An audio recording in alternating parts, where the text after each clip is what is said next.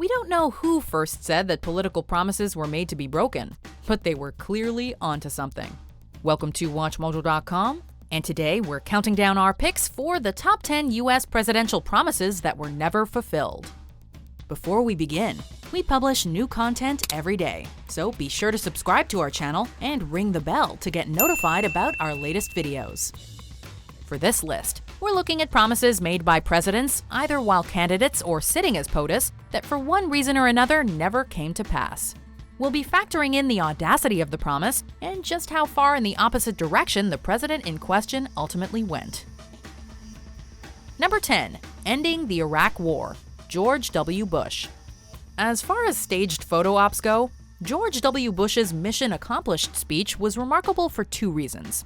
The over-the-top grandeur of a landing on an aircraft carrier wearing a flight jacket to make an announcement, and just how misleading the promise contained in that announcement turned out to be. Not only did Bush forecast a quick end to the Iraq War, something that wouldn't happen for another 8 years when a new president was in office, he also claimed that the end of the war had already begun.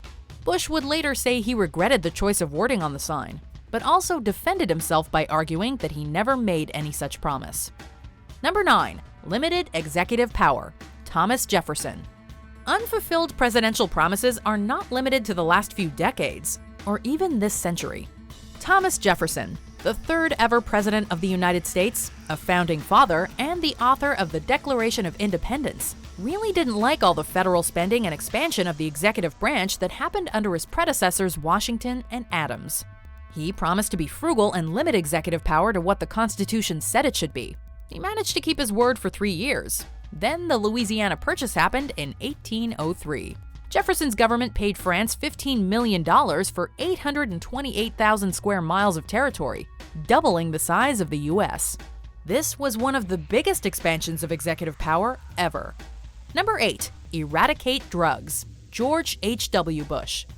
While you may be more familiar with the elder Bush's whispered one-liner broken promise not to raise taxes, George H.W. Bush's unfulfilled pledge to eradicate the drug problem from America, and in particular from poorer neighborhoods and public housing projects, was arguably his greatest failure to deliver. His rollout was bold, and even featured him holding up a bag of confiscated crack cocaine in a televised address from the Oval Office. His plan, which treated drugs primarily as a criminal justice issue rather than one of treatment, by massively increasing funding to law enforcement, seemingly yielded little result other than the militarization of police, with drug use continuing on unperturbed. Number 7. A chicken in every pot and a car in every garage. Herbert Hoover. 1928 was a time of great prosperity in America, and Herbert Hoover and the Republicans were promising even more of the same if elected. Contrary to popular belief, the famous line, "a chicken in every pot and a car in every garage," was not a direct quote from Hoover, but rather one of the slogans his campaign used. It was, however, in perfect keeping with his overall key promise of continued prosperity and plenty for the American people, a promise he clearly was no longer able to keep after the stock market crashed in 1929, kicking off the Great Depression. Number 6. Staying out of World War II. Franklin Delano Roosevelt. This is one unfulfilled promise that we can trace to a particular event. When FDR was campaigning for his third term against Republican Wendell Willkie, he promised that he would do everything possible to prevent the U.S. from entering the Second World War, even telling military recruits, quote, "You boys are not going to be sent into any foreign war." This fit the mood of the country, and Roosevelt won re-election with 55% of the vote. When Japanese forces attacked Pearl Harbor, however, FDR called it, quote, "a date which will live in infamy," and declared war on Japan, then on their ally Germany a few days later. The rest is history. Number 5. Staying out of World War I. Woodrow Wilson.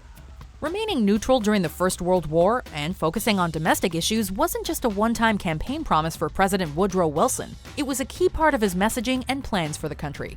Wilson even offered to serve as a mediator before the guns started firing in 1914. Even after a German submarine sunk the Lusitania, killing over 100 American civilians, Wilson still campaigned for re-election, promising not to get involved. However, when Germany began targeting U.S. shipping vessels and even tried to get Mexico to side with them if the U.S. entered the war, Wilson went against his long-standing philosophy and asked Congress to declare war in 1917. Number 4. Closing Guantanamo Bay, Barack Obama. The fact that this promise was unfulfilled clearly was not lost on the president who made it. Near the end of his second term, Barack Obama said that one of his biggest regrets as president was not closing the prison at Guantanamo Bay, Cuba on his first day in office. Shutting down the detention center set up under George W. Bush was one of Obama's key campaign promises, and he did try to close it within a year of taking office through executive order, and kept trying throughout his 2 terms, even as late as 2016. Each time, he was stopped by Congress.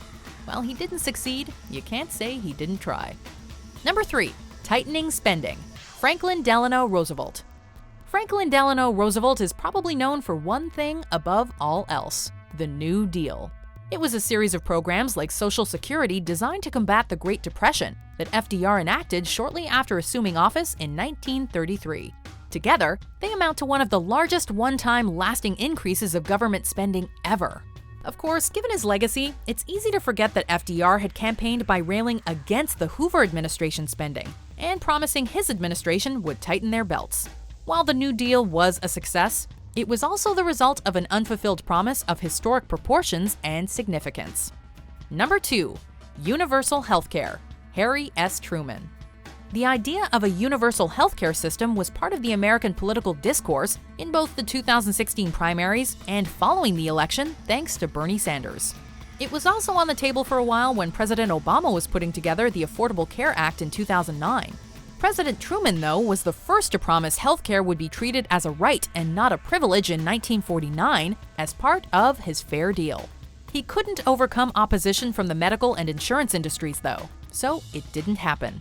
When Lyndon Johnson did finally pass Medicare for people over 65 in the 1960s, he invited Truman to the ceremony, calling him the Daddy of Medicare.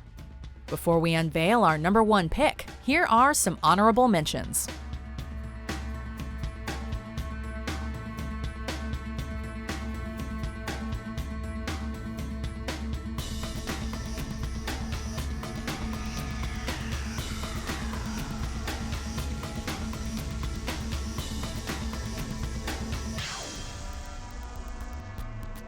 Number 1. Staying out of Vietnam, Lyndon B. Johnson. When Lyndon B. Johnson was running for re-election in 1964, the U.S. was already in conflict with North Vietnam, but they hadn't sent in ground troops. While LBJ's own government was secretly making plans to escalate military action, the president was busy promising the opposite on the campaign trail, saying he wouldn't send American boys into a reckless war to do the job, as he put it, that Asian boys should be doing. While he did try to end the war diplomatically shortly after the election, on May 3, 1965, ground troops landed, and Johnson would go on to become the symbol of state aggression for the American anti-war movement of the 60s. Do you agree with our picks? Check out these other great clips from WatchMojo, and be sure to subscribe and ring the bell to be notified about our latest videos.